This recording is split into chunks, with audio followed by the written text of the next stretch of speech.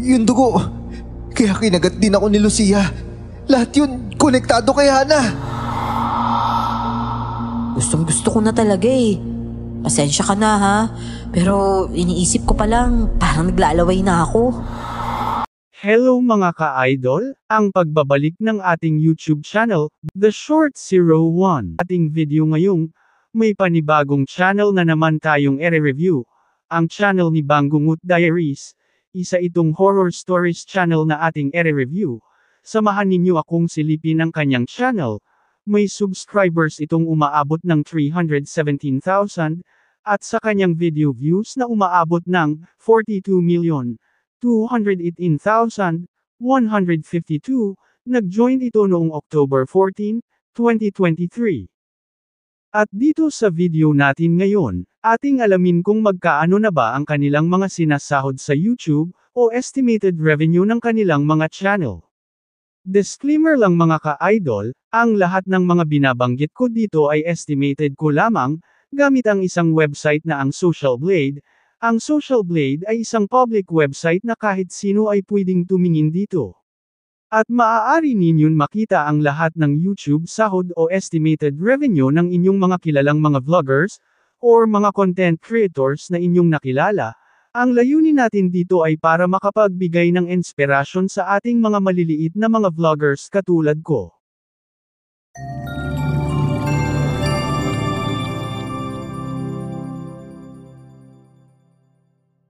At kung may kakilala kayong mga vloggers na gusto ninyong malaman ang kanilang mga YouTube sahod, o gusto ninyong i-review ang kanilang mga channel, comment ninyo dyan sa baba, at ating gagawan ng video, katulad nito. At dito na tayo sa kanyang official website, ang Social Blade ng kanyang channel.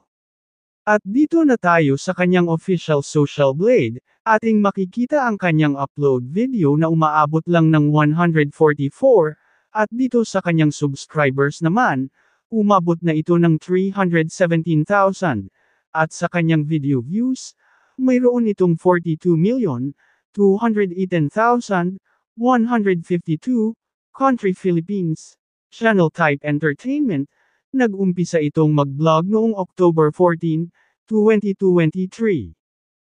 At dito sa kanyang the last 30 days na subscribers, mayroon itong 34,000, at bumababa ito ng 12.5%. At dito naman sa kanyang the last 30 days na video views, may 5.746 million, at bumababa ito ng 11.9%. At dito na tayo sa kanyang YouTube stats summary sa bulan ng January 2, 2025 at sa January 15, 2025, dito sa video views at sa kanyang subscribers may mga nakadagdag ito. At dito na tayo sa kanyang daily average at sa weekly average. Sa daily average sa lowest tayo, may nakuha itong $48. Kung ating ipalit sa peso, may 2,784 pesos ito. At dito naman tayo sa kanyang highest daily average, may nakuha itong $766. Kung ating ipalit sa peso, may 44,428 pesos ito. At dito na tayo sa kanyang weekly average. Sa lowest may nakuha itong $335. Kung ating ipalit sa peso, may 19,430 pesos, at dito naman sa kanyang weekly average sa highs, may nakuha itong $5,400. Kung ating ipalit sa peso, may 313,200 pesos. At dito na tayo sa kanyang monthly estimated revenue. Sa lowest, may nakuha itong $1,400. Kung ating ipalit sa peso, may 81,200 pesos ito. At dito naman tayo sa kanyang highest monthly estimated revenue, may nakuha itong $23,000. Kung ating ipalit sa peso, umaabot ito ng 1,334,000 pesos. Ang laki na pala ng YouTube sahod sa channel ni Bangungot Diaries.